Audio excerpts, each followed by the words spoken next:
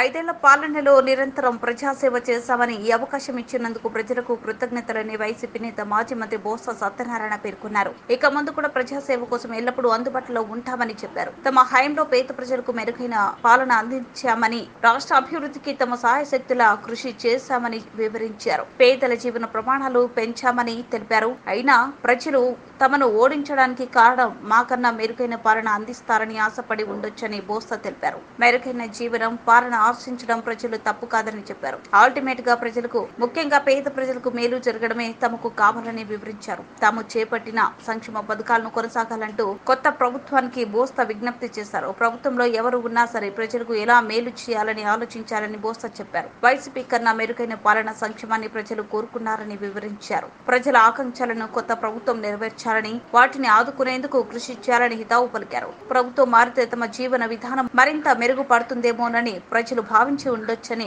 అదే తమ ఓటమికి కారణమని అనుకున్నట్లు వివరించారు. అది నిజం కావాలని కొత్త ప్రభుత్వానికి ఆసక్తిని ఇవ్వాలని దేవుడిని కోరుకున్నట్లు తెలిపారు. 5 ఏళ్ల పాలనలో తాము చేశామంటున్న తప్పులను కొత్త ప్రభుత్వం సరిదిద్దుకోవాలని సూచించారు. ఈ సందర్భంగా విజయనగరం జిల్లా ప్రజలకు 5 ఏళ్ల పాటు పార్టీ కోసం కష్టపడిన కార్యకర్తలకు బొత్స సత్యనారాయణ కృతజ్ఞతలు తెలిపారు.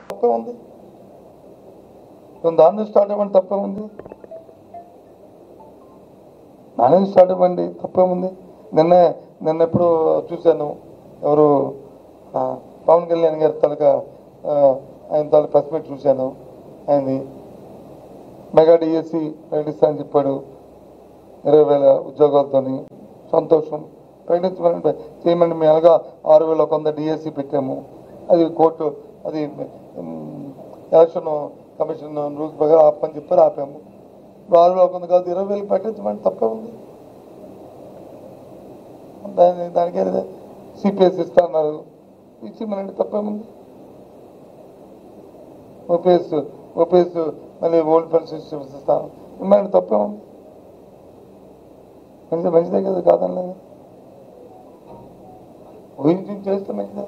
మేము చేయలేకపోయాం. కారణం అంటే అన్ని ఖాళీలు లేవు, ఇవ్వడానికి వీలు పడుతుంది, చేయలేదు. ఓపీఎస్ ఇస్తే ఆర్థిక పరిస్థితుల్లో మరి అది కాదని మేము చేయలేదు. లేదు మంచిదాన్ని కూడా చేయండి, తప్పే ఉంది.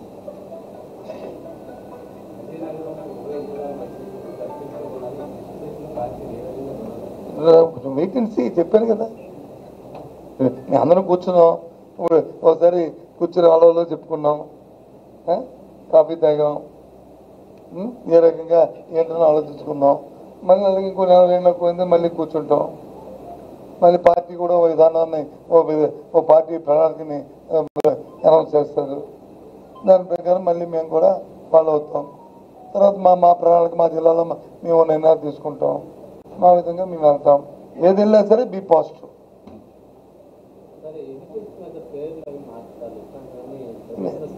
దాంట్లోకి ఇవన్నీ ఇప్పుడు ఉద్దిపాసు.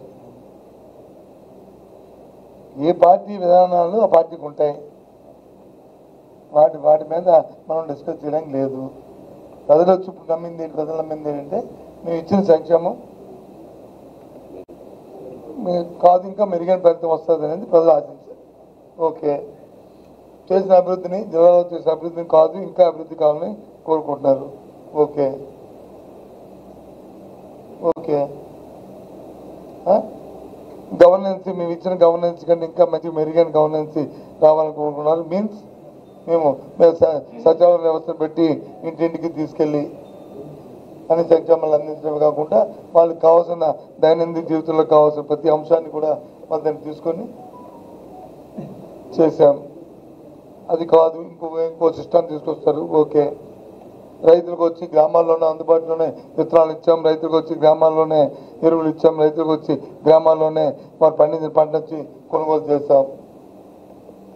డబ్బును కూడా డైరెక్ట్గా ఖాతాల్లో ఇచ్చాం.